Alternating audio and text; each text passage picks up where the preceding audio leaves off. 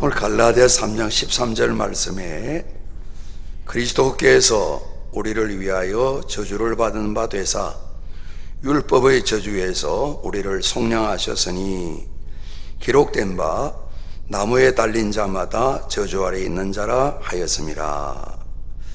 그리스도께서 오늘 갈라디아 교회 신자들과 바울뿐만 아니라 오늘도 예수 믿고 구원받은 저희를 위해서 우리가 받을 율법의 저주 예수님께서 대신 받으시고 저희는 저주와 상관없는 삶을 살게 되었다 하는 이 말씀을 우리 같이 보았습니다. 오늘 예수님께서 아무런 저주받을 이유가 없으신데 우리 때문에, 저희들 한 사람 한 사람 때문에 앞서서 하셨던 세상 만민이나 구원받은 자나 구원받지 않는 자나 모두를 구원하시기 위해서 예수님이 율법의 저주를 받으셨다 이렇게 말씀하고 있습니다. 우리 성경을 보면 의인은 없나니 하나도 없다 그랬습니다. 율법은 저주하는 말씀은 아닙니다. 하나님께서 구원받은 백성들에게 우리가 차량을 사고 물건을 사면 설명서 있지 않습니까? 이렇게 활용해야 오래오래 좋고 유익하게 씁니다. 저도 이제 우리 핸드폰 있지 않습니까? 설명서가 있는데 다 안 읽어봐요. 내 쓰는 것만 써. 그러니까 비싼 걸 사서 아이들은 장난감으로라도 이렇게 다양하게 쓰는데 저는 몇 가지만 쓴다고요. 그러니까 설명서를 다 안 읽어봤고 또 다 모르는 거예요. 그러니까 이거 참 투자를 잘못한 것 같다 그런 생각이 좀 드는 겁니다. 그래서 잘 알아야 또 기계를 잘 사용할 수 있고 차량도 그러지 않습니까? 어떤 분이 안기면 참 그 물건이 생명은 없지만 생명 있는 것처럼 고인받고 30만 킬로를 뛰었니 이런 이야기를 하는데 제대로 사랑하지 못하면 한 10만 킬로 뛰고 나면 왜 이상하지? 이렇게 된단 말이죠. 그죠? 잘 활용하는 그런 부분이 있을 텐데 하나님께서 하나님 백성 이스라엘을 선택 구원하시고 이렇게 살아야 참 멋지고 행복하게 산단다. 우리 신명기 말씀 보면 너희 행복을 위해서 율법을 주셨다. 마침내 복을 받게 하기 위해서 이미 약속하셨지만 더 누릴 수 있도록 율법 주신 거거든요. 그런데 그 말씀을 보니까 구원받은 사람이 살아야 될 대로 살지 못하는 게 너무너무 많은 겁니다. 죄도 그렇고 우리 믿음의 선배도 그러시고요. 우리 이스라엘 백성 역사를 보게 되면 그렇습니다. 그래서 성경은 하나님 말씀하십니다. 의인은 없나니 하나도 없다. 이게 인생의 비극적인 불행의 모습일 것입니다. 깨닫는 자도 없고 하나님 찾는 자도 없고 옛날 말입니다. 우리가 주님을 알지 못할 때 다 치우쳐 함께 무익하게 되고 선을 행하는 자가 없나니 하나도 없다. 모든 사람의 죄를 보며 사는 영광이 이르지 못한다. 하나님 나아갈 수도 없고 결과적으로 남은 것은 죄와 허물 때문에 사망밖에 없다. 그 설명서가 율법입니다. 그래서 인생이 하나님 말씀 율법 앞에 딱 서게 되면 너는 사형 이것밖에 없는 겁니다. 그것을 죄도 없어진 예수님이 저희를 대신해 이스라엘 백성 세상 만민을 대신해서 죽으신 겁니다. 죽으신 겁니다. 그래서 율법의 저주받아 나무에 달려 죽으셨다 그랬습니다. 십자가에 못 박혀 죽으셨습니다. 신명기 말씀 보게 되면 한 공동체 안에 살아가는데 동네가 다 그럽니다. 3명 4명 정인들이 있습니다. 모두가 볼 때 저 사람 아니에요. 그런 사람은 어른이 결정을 하고 공동체 결정을 해서 나무에 달아 주겠다 그랬습니다. 그래서 나무에 달린 자는 하나님 저주받은 자다 이렇게 말씀하셔서 다른 죽음도 사형제도도 있는데 굳이 예수님께서 그 말씀을 이루시는 일까닭에 나무에 달려 죽으셔서 율법의 저주 때문에 우리가 받을 저주 까닭에 예수님이 저주받아 죽으셨다 이렇게 말씀하고 있습니다. 이 예수님을 하나님의 성령 도와주시고 우리는 알고 믿고 예수님을 구주로 영접해서 죄인됨을 고백하고 약속하신 말씀처럼 우리는 예수를 믿어 구원을 받았습니다. 우리 같이 합니다. 나는 예수를 구주로 믿어 구원받았습니다. 오늘 이 일에 한 분도 제외되는 분이 없으시기를 주님 이름으로 축복합니다. 새해가 될 때 여러분 누구가 제일 먼저 생각났습니까? 저는 이제 장모님이 조금 염려가 되는데요. 늘 뵐 때마다 예수님을 구주로 믿는 건 맞는 것 같아요. 그런데 자꾸 참 의문이 좀 들 때도 있고 그러는 거예요. 왜냐하면 천국 백성이 같이 돼야 되니까요. 손주들이 가서 말씀을 전하면 들으시다가 자꾸 반복이 하니까 알았어, 믿잖아, 이렇게 이야기하시는데요. 저도 그렇게 말씀하실 게 조심스러운 거예요. 그러면서 깊은 근심은 되지 않고요, 누님이 근심돼요. 자영이 근심이 되는 거예요. 저보다 두 분이 다 10살 위이십니다. 이제 딸 하나 아들 하나 키우는데, 이제 조카 생질 아들은 교회를 나가는데 내가 아직 확신 질문을 못 해봤습니다. 이 딸내미는 저보다 10살 아래인데 금년에 66인데 아직도 저 혼자 살아갑니다. 중요한 건 혼자 사는 것보다 예수를 구주로 믿지 않고 있습니다. 그래서 새 딱 되면서 다른 사람보다는 이 가족, 누님 가족 4명이 딱 마음에 와닿는 겁니다. 여러분, 예수를 구주로 믿고 구원받은 것 감사하시고 돌아보셔서 많은 기도 제목이 있지만은 일가 친척, 가까운 가족부터 살피셔서 목숨 걸고 사람 살리는 일을 기도하고 열매 맺기를 주님 이름으로 축복합니다. 그렇지 않으면 이 땅에 뭐 사는 것처럼 살겠죠. 또 뭐 잘 살고 못 살 수도 있겠죠. 그러나 영원한 멸망, 예수님이 겪으신 율법의 저주는 간단합니다. 그러나 죽을래야 죽을 수 없는 형벌이, 멸망이 다 예비되어 있잖아요. 그러지 않습니까? 불과 유황으로 영원히 타는 그 못에 들어가는 우리의 그런 운명, 주님께서 율법의 저주를 받으심으로 다 해결하셨고요. 저희들은 참 다행스럽고 은혜되게 예수를 구주로 믿어서 죄를 고백하고 용서받고 하나님을 아버지라 부르는 이 구원을 받고 살아간다는 말씀이죠. 오늘 이 받은 구원, 하나님을 아버지라 부르는 이 복을 성경 말씀하시기를 그리스도 예수 안에서 우리가 잡니다. 아브라함의 복을 받았다, 이렇게 말씀하고 계신 거예요. 우리 모두는 아브라함의 복을 받은 하나님의 자녀들인 것입니다. 예수를 구주로 믿는다면 말입니다. 내 주님으로 지금도 믿고 계시다면 말입니다. 그래서 교회의 중요한 사명은 하나님이 교회 공동체에 보내주신 분들을 살펴서 예수를 구주로 믿는가, 이 부분을 살피는 것이 중요한 의미입니다. 목회자뿐만 아니라 성도님들도 마찬가지입니다. 염려가 될 때는 같이 기도하고 또 타진을 해봐야 됩니다. 복음을 전해야 됩니다. 교회에 보내줬는데도 구원을 못 시켰냐, 이 책망을 제가 받을 수 있고 우리 모두도 공동 책임이 있는 것입니다. 하나님 교회라는 공동체에 보내줬는데도 진리를 전하지 못하고 구원을 못 시켰느냐, 우리가 구원은 받겠지만 주님 앞에 책망받을 그런 요소이기도 한 것입니다. 구원받은 일, 영생받은 일, 하나님 아버지 아버지는 자식된 이 복을 우리 한 번 더 합니다. 아브라함의 복, 그렇게 성경이 말씀하셨습니다. 우리 아브라함과 혈육으로는 상관없잖아요. 그러지 않습니까? 우리는 이방인이라 오늘 14절 말씀하고 계시잖아요. 그런데 그리스도 예수 안에서 당신께서 율법의 저주를 받으심으로 우리도 아브라함처럼 아브라함의 복, 이 복을 받는 사람을 하나님께 딱 정의를 내리시고 너는 아브라함이야, 아브라함의 복을 받아, 이렇게 말씀하신 겁니다. 들은 우리가 예수님 믿을 때 이름들을 바꿀 때가 있습니다.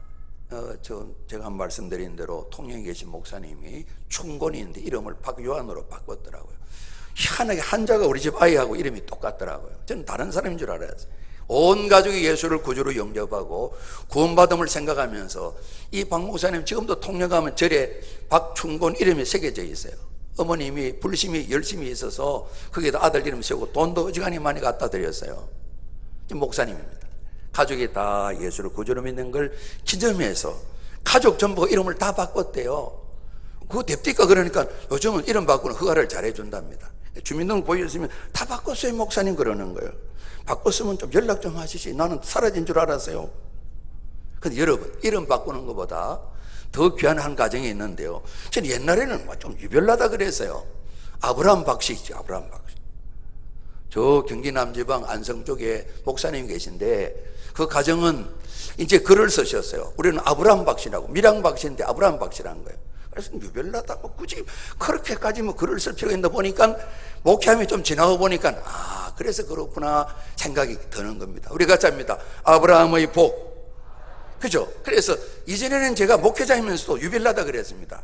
뭐 아브라함 박씨가 뭐야? 미랑 박씨지. 저는 경주 김가입니다. 그래도 오늘부터 아브라함 김가 이렇게 바꾸진 않으렵니다. 그러나 아브라함의 복, 이 복은 하나님 말씀처럼 우리에게 너무너무나 소중한 겁니다. 그래서 저희들은 이미 구원받는 하나님의 자녀로 우리가 점수를 매긴다면 수미양과 다 매길 수 있지 그러지 않겠습니까? 우리가 뭐 점수 매기는 게 정확치는 않을 겁니다. 그러나 감사한 것은 제가 가라도 제가 말씀드렸던 것처럼 저는 그 점수가 참 좋은 것 같아요. 수미양가, 가나다가 말고요, 수미양. 그러니까 우리 어머님이 선생님한테 잘 가지도 않으신데 한번 신방, 가정신방, 옛날에 뭐라 그러죠? 가정방문. 옛날에 있었잖아요. 오실 때 영어가 어때요? 그러니까 선생님이 이 가능성이 참 많은 애입니다. 그럴 때 좋아하면 안 됩니다. 좋아해도 되겠지만은 수미양가 가 이 말입니다. 가. 통지표 보면 가 딱 찍혀 있는 거예요. 그래서 선생님은 참 영어가 가능성 있는 애입니다. 그렇게 하는 거예요. 그럼 우리 어머님 잘 모르고 이렇게 하는 거예요. 눈치 빠른 부모님들은 이렇게 하시는 거예요. 수미양가. 하나님은 우리 이렇게 평가하시겠다. 저는 그 평가가 참 좋은 것 같아요. 동그라미 5개 참 잘해서요 보다 그게 참 좋은 것 같아요.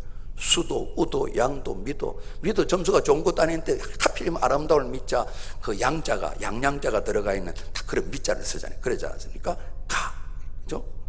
우리 그런데 우리 모두는 수든 가든 우든 미든 양이든 다 같이 아브라함의 복을 받은 사람이다, 이 말씀입니다.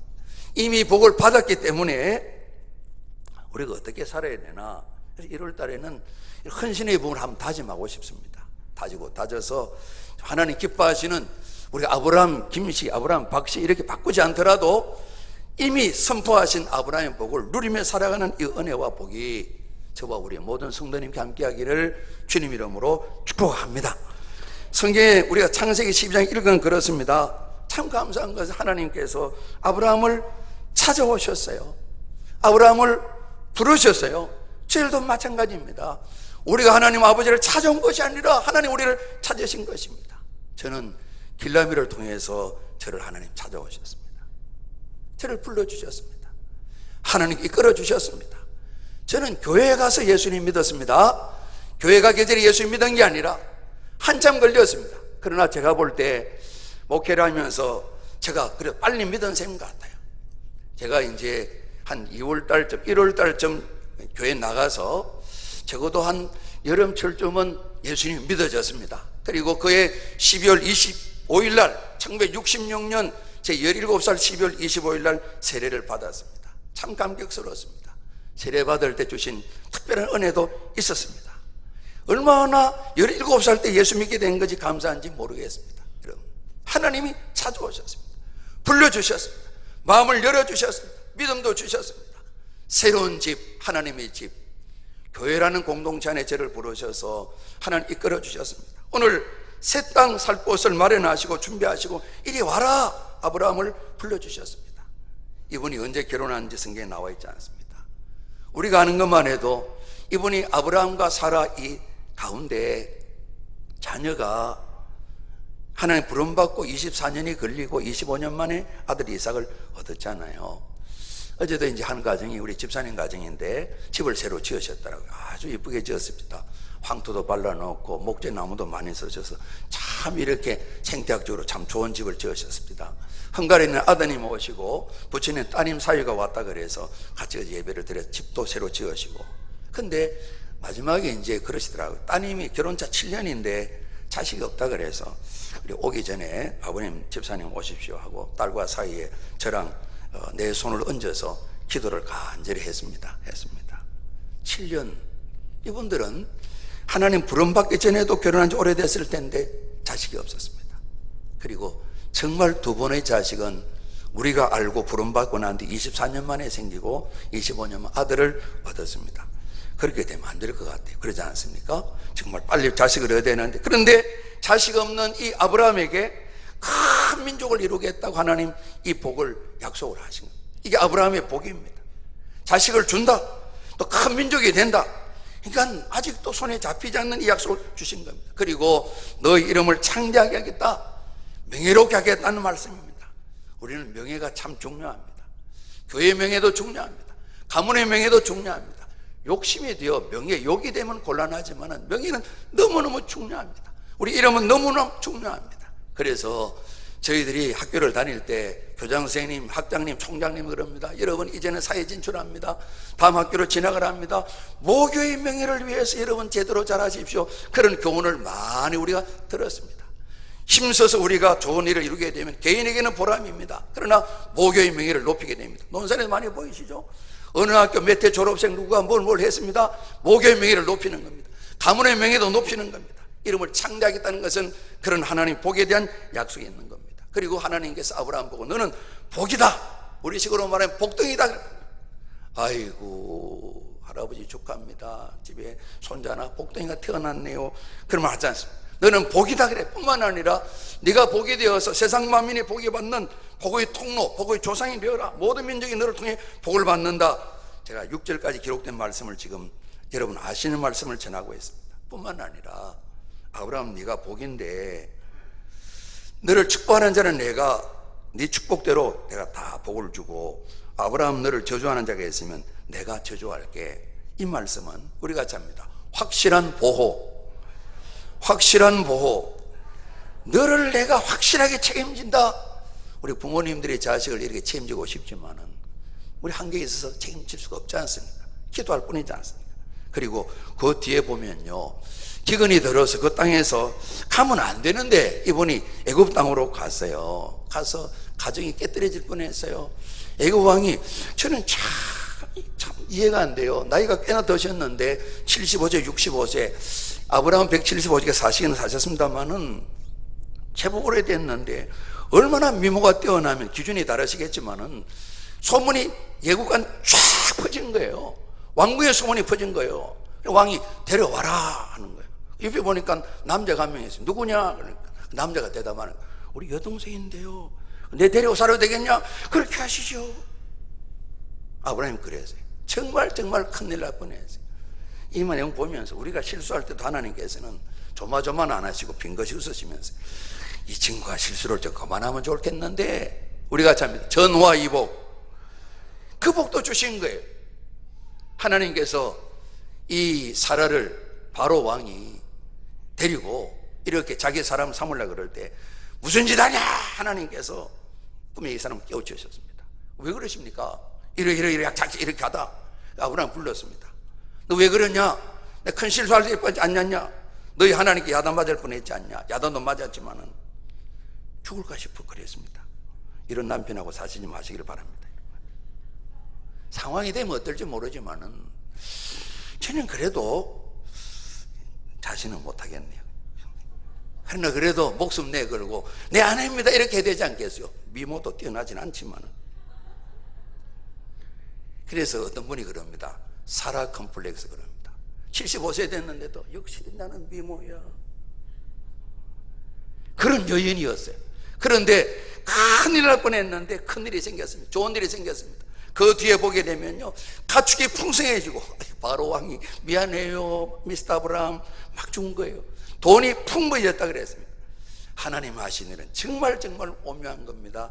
이것이 아브라함의 복인 것입니다. 제가 만든 말에 성경에 나와 있는 아브라함의 복인 겁니다. 우리가 잡니다. 나는 아브라함의 복을 받은 사람입니다. 아예 신분을 하나님이 그렇게 정하셨단 말씀. 아브라함의 복을 받은 사람으로 정하셨단 말이에요. 옆에서 조용히 한번 웃으시면서 옆에 계시면 한번 쳐다보시길 바랍니다. 정말 이 사람이 아브라함의 복을 받았을까? 그렇게 생각지 마시고 우리가 아브라함의 복을 받았다 하는 우리 다짐이 아니고요, 우리가 잡니다. 하나님의 말씀, 하나님의 약속, 하나님의 선포 그랬습니다.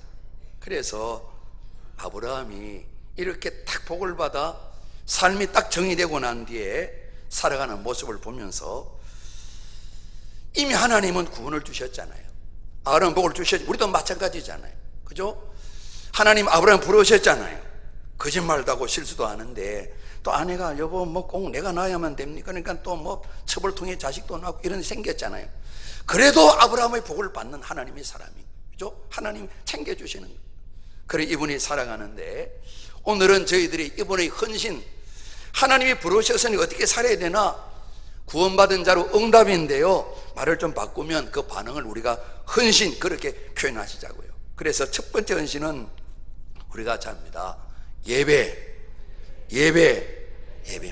그리고 다음 주는 우리 심령이 잘 돼야 되니까 믿음을 살피려고 합니다. 그 다음 주에는 헌금과 11조를 말씀을 드릴 겁니다. 그 다음에는 또 하나의 사랑 헌신이 말씀 지킴입니까? 말씀대로 살아가는 계명 준수, 말씀 지키는 거 살펴보려고 합니다. 순종. 그리고 또 하나는 지도자, 목회자의 관계 설명 드리려고 합니다.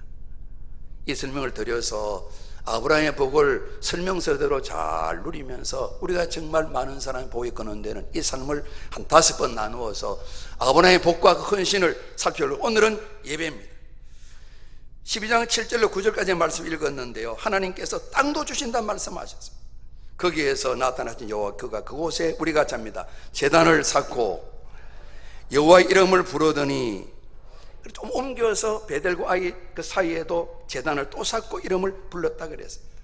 애굽에 다녀와서 다시 제단 쌓던 이곳에와 또다시 제단을 쌓습니다. 그곳에 와서 여호와 이름을 또 불렀다고 13장 3절 4절에 말씀하시고, 하나님께서 여러 가지로 약속하신 대로 자꾸만 복의 복을 더하시는데요, 따라왔던 조카가 같이 많이 부유하게 되었습니다. 재산이 많아졌습니다. 우리 나눠 살아야 되겠다. 그것을 떠나버리고 난 뒤에 또 장막을 옮겨 헤브론에 갔습니다. 13장 마지막 18절 말씀 보면, 마물의 상수리 수풀에 이르러 거주하며 거기서 여호와를 위하여 우리가 잡니다. 제단을 쌓았더라. 제단 쌓고 하나님 이름 부르는 예배 말입니다. 예배. 아브라함의 헌신은 예배로 나타났습니다. 하나님께 너무 감사해서, 너무 고마워서. 예수님 말씀하셨죠. 하나님을 사랑하는데 계명을 다 합치면, 율법을 합치면 2가지인데 마음과 뜻과 목숨과 힘을 다 하나님을 사랑해라 말씀하셨습니다. 이 하나님 사랑하는데 크게 2가지입니다. 한 가지로 요약할 수도 있습니다. 예배입니다. 예배. 마음은 의지력입니다. 의지력을 기도하며 성령 도움받고 계속 다듬어야 됩니다.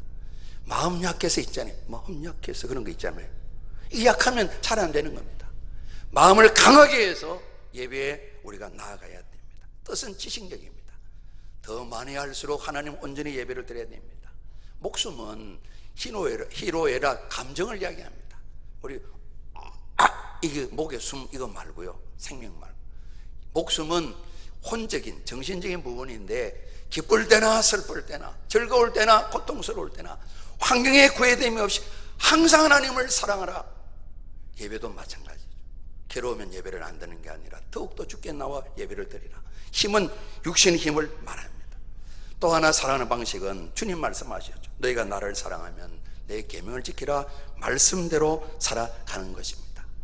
우리가 잡니다. 예배의 성공이 인생의 성공입니다. 신앙생활의 모습은 예배에 다 담겨 있습니다. 아브라함은 하나님 부르신 복을 받으면서 하나님께 예배드리는 일에 온 정성을 다 기울였습니다. 하나님 이 헌신을 받으시기를 원합니다. 뿐만 아니라 복받는 지름길을 합니다. 아들 이삭도 마찬가지였습니다. 아버지를 배우면서 아버지 모습대로 가는 데마다 참으로 제단을 하나님을 불렀습니다. 어제 신방 갔던 그 자녀들이 그러는 거예요. 외할머님이 이사를 가게 되면 찾아오셔가지고, 얘들아 이 교회 가야 된다, 예배당을 정해주시고 그러셨대요. 저기에도 장로님 자녀들을 양육할 때에 예배당 가까운 중에서 이 교회에 가서 신앙생활을 해야 된다, 이렇게 예배드리는 일 항상 염두에 두고 그 집을 구하고 그러셨다고 그래요. 야곱도 그랬습니다.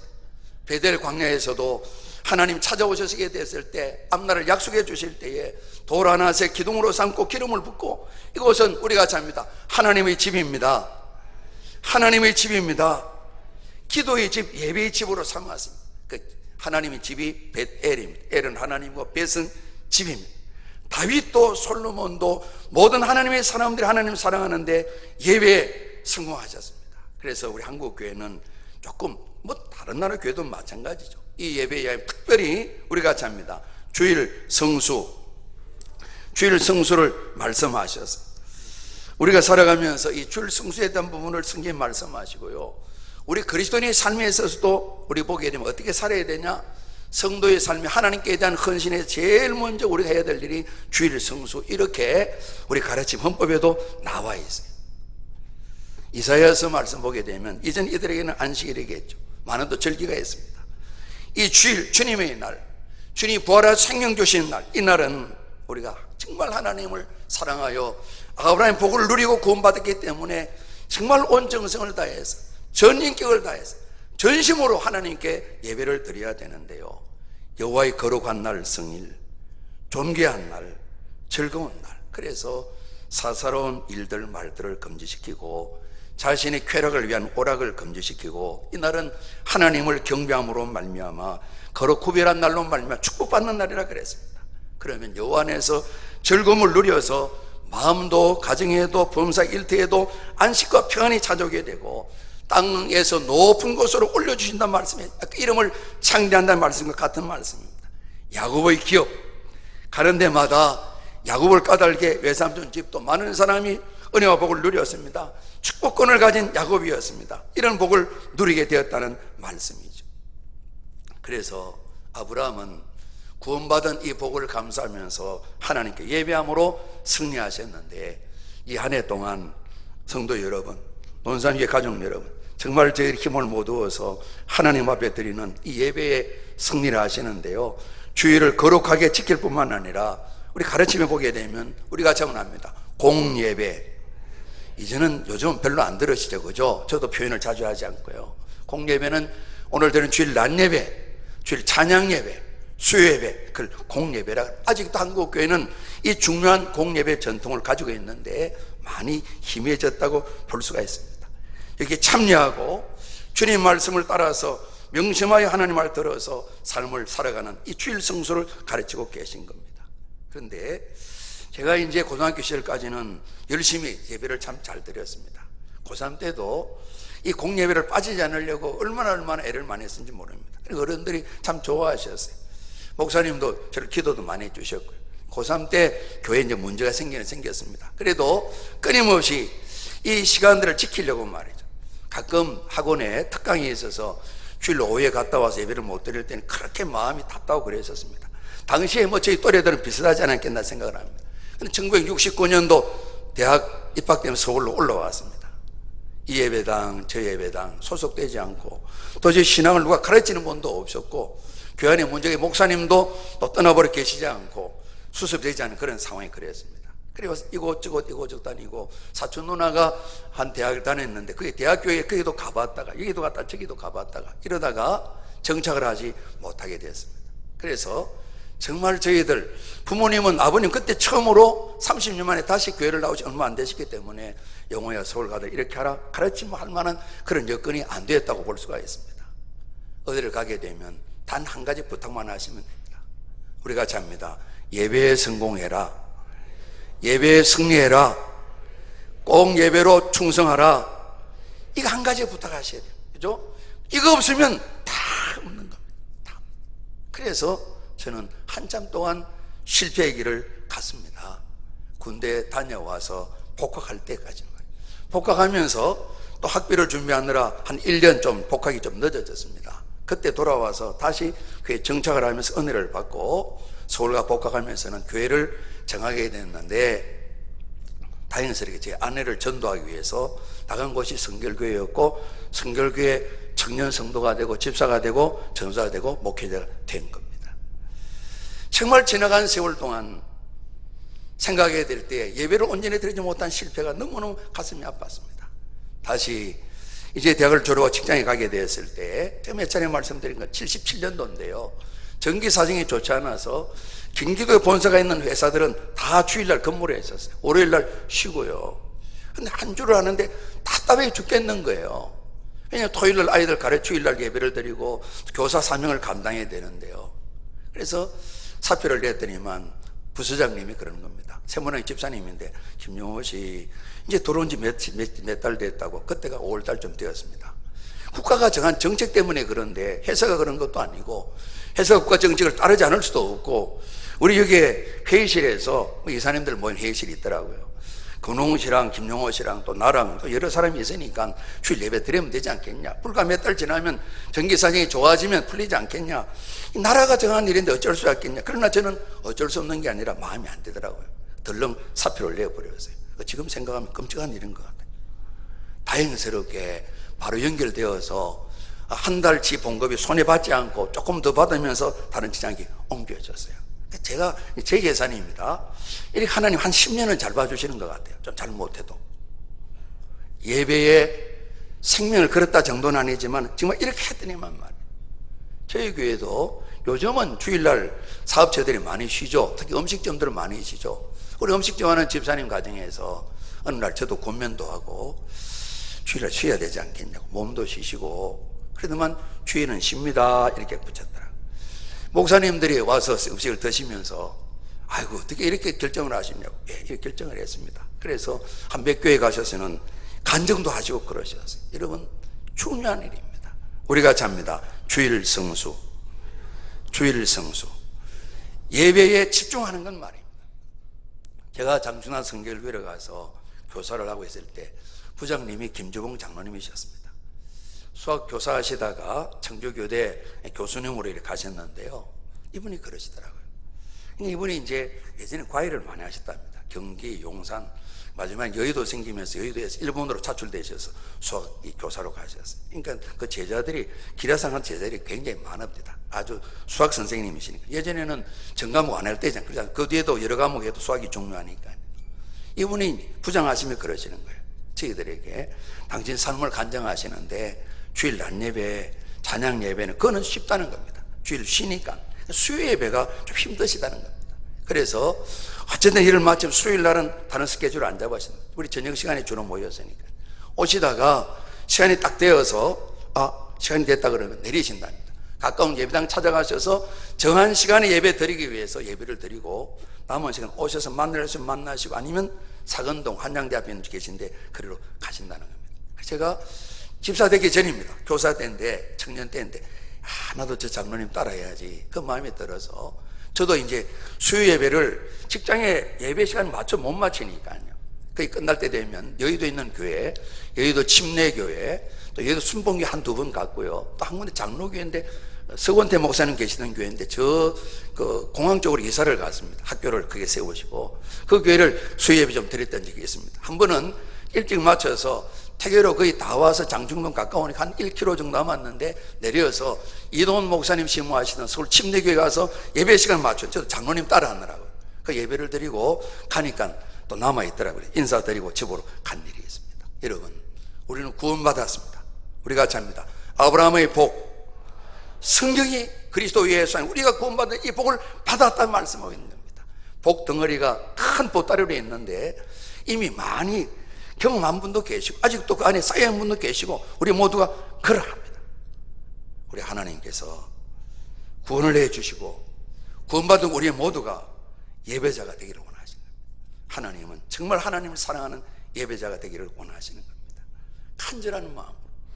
한번 70년도입니다. 그때 대학생들이 뭐 봉사활동 많이 가 동계 봉사를 가기 위해서 누가 주선하셔서 저희들이 연합서 거리였는데 이제 숙대 정형외과 교수하시는 교수님이 이제 지도 교수라서 그분을 모시고 여러 대학생들이 청와대를 한번 들어갔습니다. 그러니까 뭐 공식 라인은 아니겠죠. 유경수 목사님 살아 계실 텐데 그때 뭐 금성 라디오 이런 거 뭐 한 수십 대랑 돈은 안 주시고 뭐 여러 물건을 이렇게 많이 주십니다. 주셔서 거기서 뭐 좀 다과를 하고 이렇게 집에 오고 그랬는데요. 복잡합니다. 나 오라 그래도 가기 싫습니다. 다음에 오라는 연락도 안 왔지만은 몇 시간 전에 가서 준비를 하고 뭐 유교사 만나는데도 검사를 조사를 하고 우리 지도 교수님은 뭐 차를 마시는데 벌벌벌벌 떨고 이 뭐 전혀 내가 묻느라고 교수님 왜 떠세요? 그랬더만 나와서 다방에 앉아서 이제 마음껏 제가 나올 때 유교사님 그 비스켓 남은 거 다 주세요 그랬더니만 부르더만 챙겨주세요 그러더라고. 그래 이제 저희들은 어리니까 이제 좀 대충 하는데 어른은 얼마나 힘든지 몰라요. 여러분 하나님 예배 드릴 때도 우리 같이 한번 합니다. 이렇게 준비하십시다. 하나님이 대통령보다 못합니까? 하나님이 대통령 영무인보다 못하십니까? 새해에 정말 마음 뜬 목숨 다해 예배를 드리게 될 때에 준비된 예배 드릴 수 있는 일에 온 힘을 기울이시기를 주님 이름으로 부탁드립니다. 전심으로 하나님을 향하는 마음, 정말 그 말씀을 따라 살아가는 마음, 그 목소리에 민감한 하나님의 자녀들, 예배자의 자세입니다. 하나님과 오늘은 어떤 사귐을 나눌까 사모하는 마음 말이에요. 알 뿐만 아니라 실천하는 이런 사람을 하나님께서는 구하시는데요, 아브라함, 이삭, 야곱, 요셉 이렇게 살았더니만 말 안 해도 드러나는 겁니다. 야, 저분은 하나님 함께 하시는 분이구나, 하나님 복을 주신 분이구나, 이렇게 아브라함의 복을 가진 것이 증거된 것입니다. 우리 같이 한번 축복합니다. 하나님이 함께 하시는 복 누리십시오. 한 번 더 합니다. 하나님의 복으로 충만하십시오. 예배 드리면 이 삶을 우리가 살게 되는 것입니다. 하나님을 더 알고 싶고 더 만나고 싶고 사귐을 나누고 싶은 이런 예배의 마음 말입니다. 목숨을 다하여 그랬는데 예배 받으시면 하나님이시기 때문에 우리 형평반은 상관없이 하나님은 예배 받으시기 때문에 예배 드리는 예배의 마음 말입니다. 전심으로 예배에 중심을 기울이는 이런 일들 말입니다. 제가 이제 부목사 할 때는 제 교구가 상계동도 있고 중계동도 있고 의정부도 있었습니다. 한쪽은 인천 연안부도에도 한 가정이, 두 가정이 있다, 한 가정이 살고 있습니다. 거기에서 주일마다 예배 드리러 옵니다. 멀리 있는 분은 좀 전에 지각 안 하죠, 그죠? 우리 경험하는 것처럼 그 멀리에서 주일 예배 옵니다. 구역 모임을 부천, 인천이 다 합쳐서 한 구역입니다. 강화도는 안 살았지만 그분들이 다 모입니다. 예배를 사모하셔서 정성을 기울인 겁니다. 예배는 하나님을 위한 겁니다. 우리는 좀 얻는 거 있겠지만 내 중심의 욕망을 충족시키는 것이 예배가 아닙니다. 우리 기분을 좀 어려우니까 좋게 만드는 게 예배가 아닙니다. 어제 헝가리 법인장 하는 우리 집사님 아드님이 그럽니다. 한 800 정도 모이는데 찬양대 대장이라 그럽니다. 그런데 예수 믿어 예배 드려오는 분도 있고 예배 참여하는 가운데 사업자 오는 분도 많답니다. 그게 한국인이 다 모이니까 부다페스트에 있는데요. 부다페스트에 있는데 그럴 수 있을 것입니다. 사람의 이득을 얻기 위해서 예배드리는 게 아니죠. 예배는 하나님을 위한 것입니다. 여러분, 예배 받기 합당하신 하나님 앞에 이 안에도 살아가시면서 지난해보다는 훨씬 더 멋진 풍성한 예배에 승리하시는, 이미 아브라함 복 가운데 있는 저희들이 예배로 이 한 해를 헌신하는 삶에 열매 있으시기를 주님 이름으로 축복합니다. 기도하시겠습니다. 아버지 하나님, 그리스도 예수 안에서 하나님 사랑과 은혜 때문에 아브라함의 복을 가진 하나님 사람으로 살게 하셔서 감사합니다. 주님 영광 받아 특별히 한 해 동안 이 귀한 복 감사하며 헌신하되 예배에 승리하도록 복 내려 주옵소서. 예수 그리스도 이름으로 기도드리옵나이다. 아멘.